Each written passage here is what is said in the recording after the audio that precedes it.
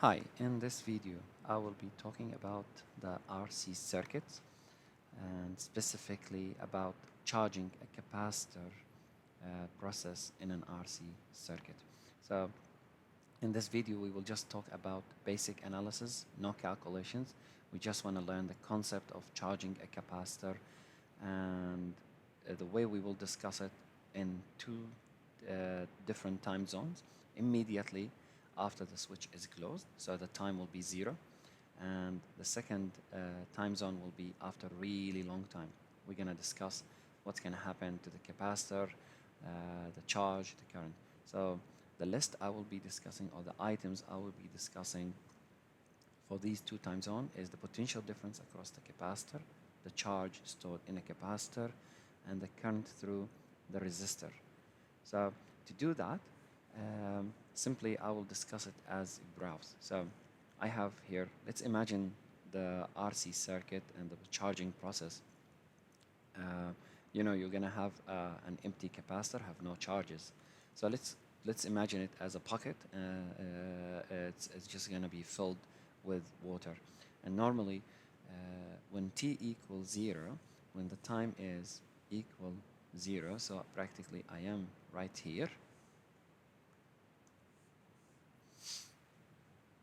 That's when t equal 0. And same for the charges. So the t equal 0. The pocket will be empty, have nothing, not a single drop of water. So the same will happen with the capacitor. There will be no charges in it. So at t equals 0, there will be no charge stored in the capacitor, which means there will be no voltage or no potential difference across that capacitor. So when t equals 0, or that moment immediately, there will be no voltage across the capacitor, no charges across the capacitor or stored in a capacitor. But after really long time, so the tap is open, the water will be keep filling the pocket with the water over and over. So after really some time, let's say I am reaching this point here, this time it's infinity, same scenario here, the time it's infinity, I will have my charge across my capacitor reaching the maximum because the pocket will be full, so my capacitor will be also full with charges. Now this process, it's noticed to be an exponential growth, so my charges will be stored across inside the capacitor exponentially. As a start, it will grow or rise really fast, then after some time it will be really kind of like steady until we reach the point it's really full, and that's it. That will be my graph showing how the charge being stored in a capacitor. So it's kind of like it is an exponential growth. Now, as the charges stored in the capacitors increase exponentially, the voltage across the capacitor will do the same thing because they are both related. The equation Q equals CV. So as the voltage increases, the charges will be increased. So the same thing I can apply. So as the time goes, the voltage will start increasing and increasing until I reach the maximum value for the voltage across the capacitor. So both of them have the same graph, exponential growth. Now, if we're going to look to the resistor and the current through that resistor, it will be the other way around, because the moment we close the switch, the full current will flow through the resistor, so it will be starting when t equals 0. The current will be starting from the maximum value, so I will be starting from here as I max. But as the time goes and I reach after a really long time when it's t is infinity and the capacitor is being really filled with charges, there will be no more current to flow through the resistor or through that circuit, which means the current after a really long time will be here, 0, no more current. So if we go as it's gradually decaying practically the current through the resistor. As the charge is being charged, okay, the current will be decaying through the resistor. All right, so you can see it's an exponential decay, where here it's an exponential growth for the voltage and also the charges. Okay, so think about it always like this. It's when I turn it on the switch, it's immediately zero. There will be no charges. That means no voltage across the capacitor. But at the same instant moment, the full current will flow through the resistor. So I will have an I max, which we can calculate it by the voltage divided by the resistor. All right. Okay.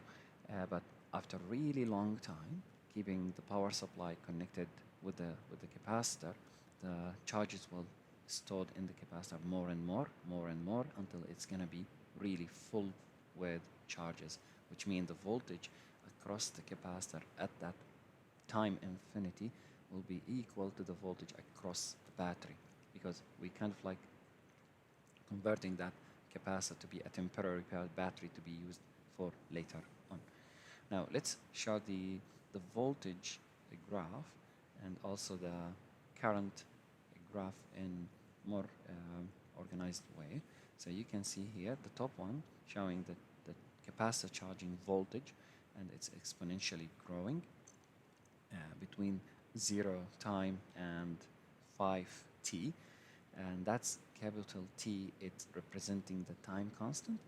The time constant, as a definition, it is the time required to fill or to make the voltage across the capacitor equal 63.2% of the battery voltage or the power supply voltage. So, and normally we can calculate the time constant by multiplying R, the resistor, by the capacitance. Now, as you can see, it's the same moment when I have the time constant, the voltage reaching across the capacitor, that 63% of the battery voltage, the current will drop to the 37% of the maximum current.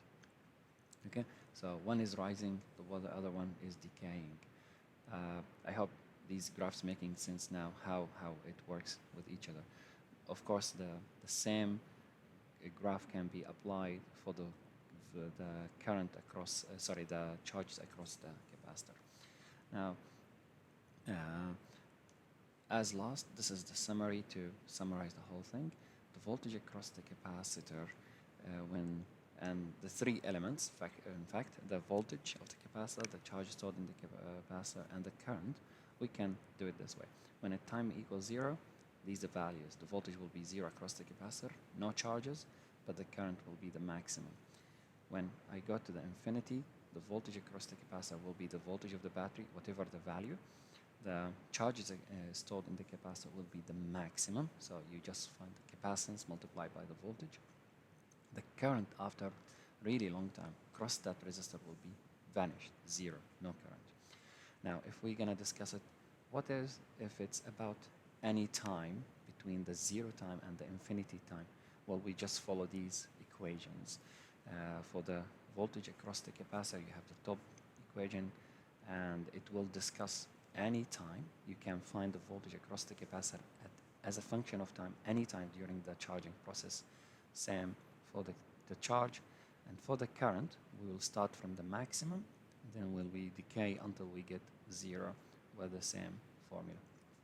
Okay, this is the story of charging capacitor in an RC circuit. I hope you find it useful, and it's helping you to do what you want. Thank you.